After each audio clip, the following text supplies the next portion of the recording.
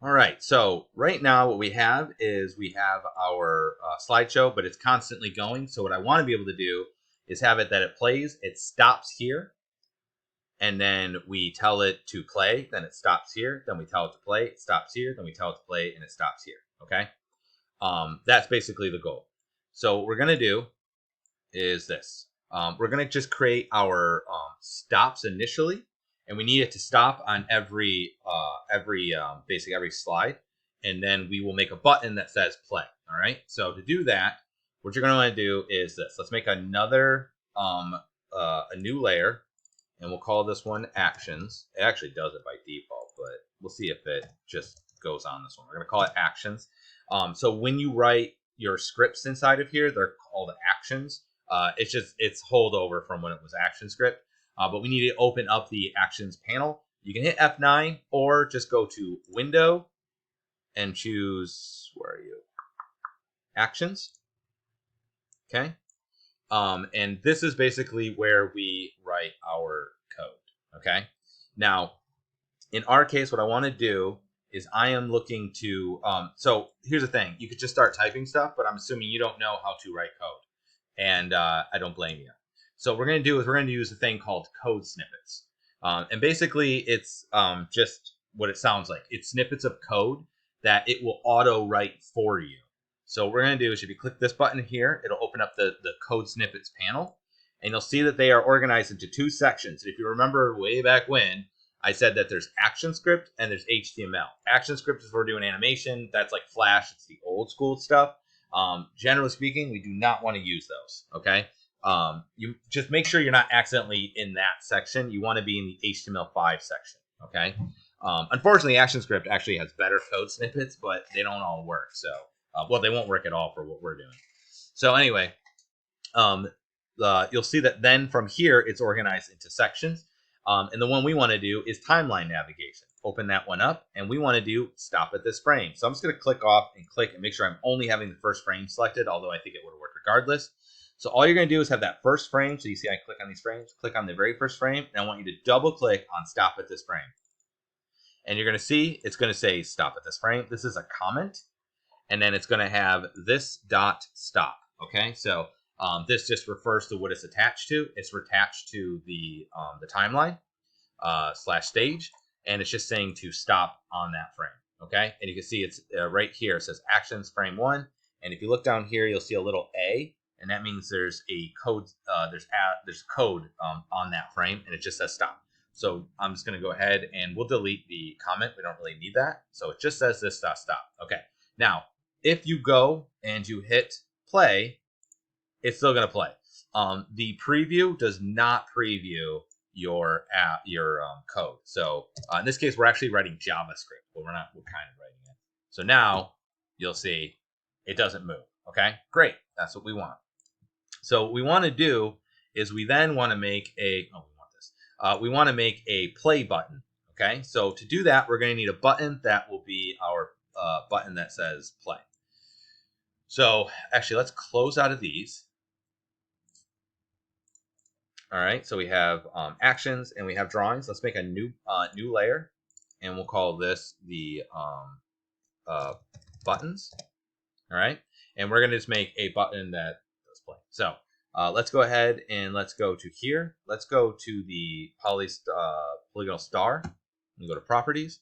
And currently it's set up to 5, and we're going to set that up to 3 because I just want to make a triangle.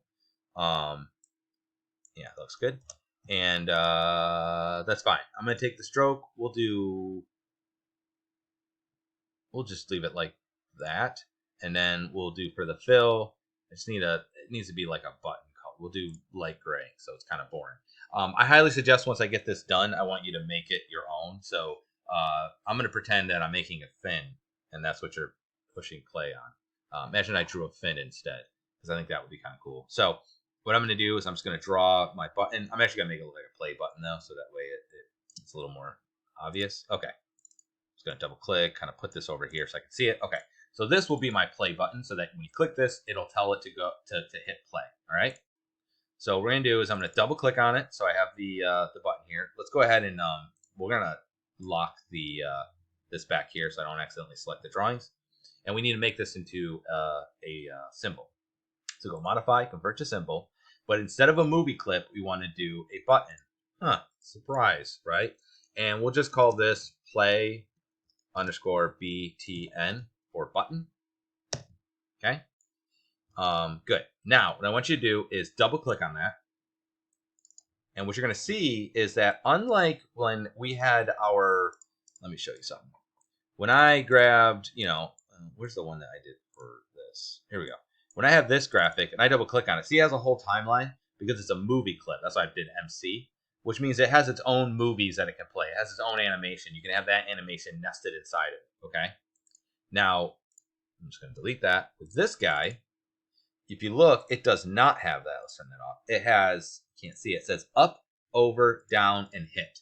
So what those stand for is up, it means default state, that it's not doing anything, it's just sitting there. Over means when you're hovering over it. If you've done, well, we did do web design. If you hover over it, that's what it looks like. And then down is when you're clicking on it, and hit is the area in which you can hit it. So if for some reason I wanted to make this button that you have to hit like the bottom corner, I would put a graphic there. You won't see it. It's just that's where the hit spot is. In our case, we're not going to do hit because it'll just use the shape itself by default. So we'll call this is what it should look like when it's up. On over, I just want to create another keyframe, right? But I want it to be the same drawing. So to do that, you can hit F6 or right click here and go insert keyframe. And that's going to duplicate the previous drawing and put a new keyframe in. So now it looks like this. So what we're going to do is that this is going to be our, when we're hovering over it. So what I'm going to do is I'm going to take it and go up, up, over, over. So basically when you hover over it, it's going to kind of like point like it's up. Actually, you know what? I think I'm going to go 1, 2, 3, 4, rather than one to the left. Yeah. So when you hover over it, it goes like that. And then I'm also going to just change the color. So I'm going to grab the fill, and then I'm going to make it so it's slightly lighter. So basically when you hover over it, it gets a little bit lighter and is offset. And then I just need to do down. So I'm going to click on the down here. I'm going to hit F6 this time. But you can, again, do the same thing. This will be our down. So when we hit it down, so I'm going to go 1, 2, 3, 4, 5, 6, 7, 8. So now if you're on up or down, did that get stretched or something? It looks weird.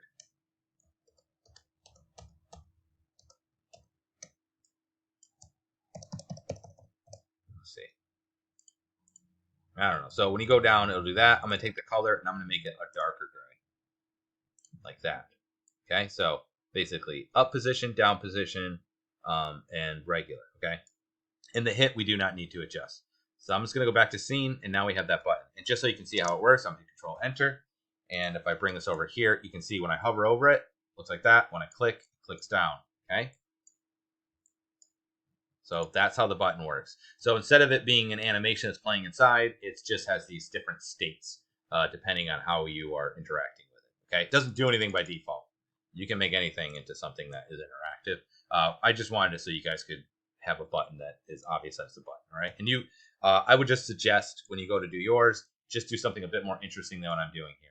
All right. So try to have it be themed maybe with what you're already doing, but also obvious that it is indeed a play button. All right. Now what I want to do is I need to be able to have this button actually be our play button. So for us to interact with that is this. I need to have code that says this thing, when someone pushes on this thing, that it will move forward. All right. Now, the problem with that is that if you recall, I can have a lot of these. Right? So I can't say, oh, when someone pushes the play button, because that could be any one of these. I need it to be a specific play button. Okay? So to do that, we actually have to add, if you're going to have something that you're going to interact with code, you have to give it an instance name. Okay? So I'm just going to call it play button, like that. So up on here where it says instance name, play button. So that's its code name. When we're in the code, when we say play button, it will refer to this thing specifically. Nothing else can have that name or otherwise it'll flash. Okay? All right, so now that that's done, we can go ahead and add our code to it. Again, we're going to use the code snippets. Go to Window, Actions. All right, I'm going to hit the Code Snippets button. bring that over here. I'm going to expand it. Again, we're doing timeline navigation. And what I want you to do is make sure you have this selected because we have to attach this script. Last time we attached it to a frame. Now we're attaching it to an object. In this case, a button symbol. So what I want to do is I want to do play. Do you see play here? Get current frame number. Click to go to frame and stop. Click to go to frame and play. So click to go to frame and play. What that's actually going to do is it's going to go to a certain frame and then start playing. That is the closest we have. So just double click on that. And now you're going to see, I'm going to get rid of the instructions here, the comments. And it's going to say this play button. That's the name of the play button. And then it's going to add an event listener. Okay. And it's going to listen for a click, meaning we tap on it. And then the name of the function is this. That's this name is the same as this name. And then it's going to run this built-in method called this.goToAndPlay. Now, the problem is I don't want it to go to frame 5 and play. It'll look like it's going to skip. And I can't say go to frame 1 and play because that'll only work on the first frame. When I go to hit it here, it's going to jump back to 1 again. So what we actually want is this.play. So this.play, not like that. Sorry, this.play, and then get rid of the 5. We're not going to send it any information. So this is the name of the function. Go ahead now and hit Control Enter. And when we go over here, if I click on it, it's going to play. Now it's going to keep going all the way around and back to 1. And then I click OK. So the reason being is that I only have a stop on the first frame. I need to make a stop for each one of these. So just go to your 1 second mark, right, where your other one is. And once again, go to this code snippets and just double click on that. And you'll see it'll do this dot stop. And I'm just going to get rid of this extra stuff. Notice this one says it's on frame 1. This is frame 15. Click here, double click, get rid of that business. Great. Go here, double click, and get rid of that business. Fabulous. Now we're not going to do one here because this is going to automatically play and go around, and then it's going to stop here, right? Because if you recall, let me just close out of this. If you recall, this is the same as this, right? So it'll automatically just flip and come back here. Really, actually, I should make this 1 frame less because you might notice there's like a slight stutter. So now when we go ahead and we preview this, and I hit play, it's going to go frame 2, play, frame 3, play, frame 4, and then it's going to go all the way through and back to 1. And voila. Now we have a functioning, basically a functioning slideshow. With that complete, what I would like you to do now is you should have this all. This should also be working functionally. Is I would like you to do 2 things, and then you will submit this. Okay. So one is I want you to customize the button so that it makes more sense with what you're doing. Make sure that it's obvious that it is a button.